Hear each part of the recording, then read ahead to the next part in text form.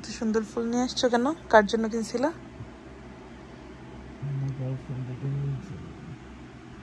তোমার গার্লফ্রেন্ডেরটা তাহলে আমার কিনতে কেন দিছো?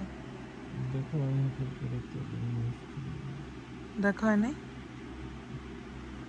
তার জন্য এটা আমার জন্য নিয়ে আসছো।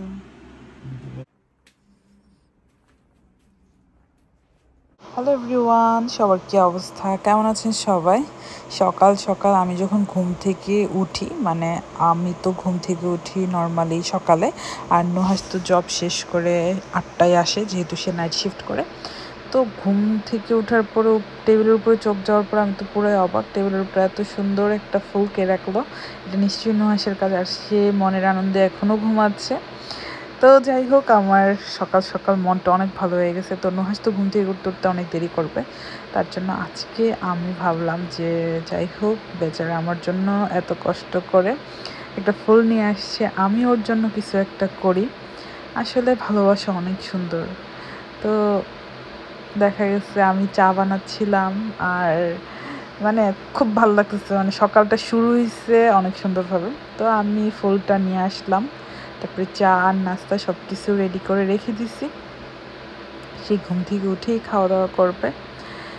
তো নিজেদের জন্য কিন্তু একটা দিন রাখা দরকার প্রত্যেকটা মানুষেরই। আমরা তো হাজব্যান্ড ওয়াইফ বা সবাই হাজব্যান্ড ওয়াইফ নিজের পার্টনারকে অবভিয়াসলি সবাই অনেক ভালোবাসে, কিন্তু সামটাইমস দেখা যায় কাজের ব্যস্ততা বা সংসারের ব্যস্ততা তো দিন দিন বেড়ে যায়।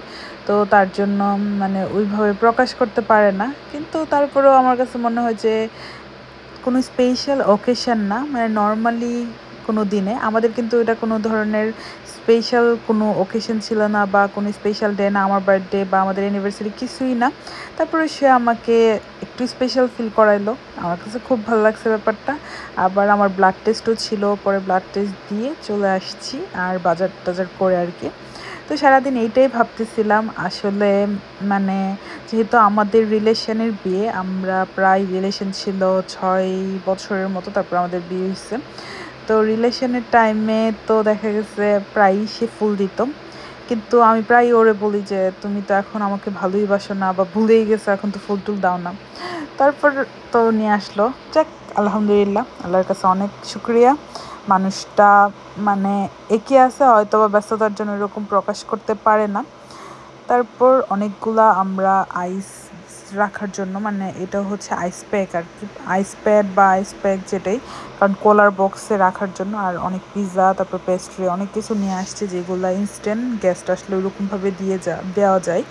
আবার রাতে ফোন আসছে যে মানে আসবে দেখা করতে, মানে ওইরকম গেস্ট বলতে আমার খুব কাছের মানুষরাই।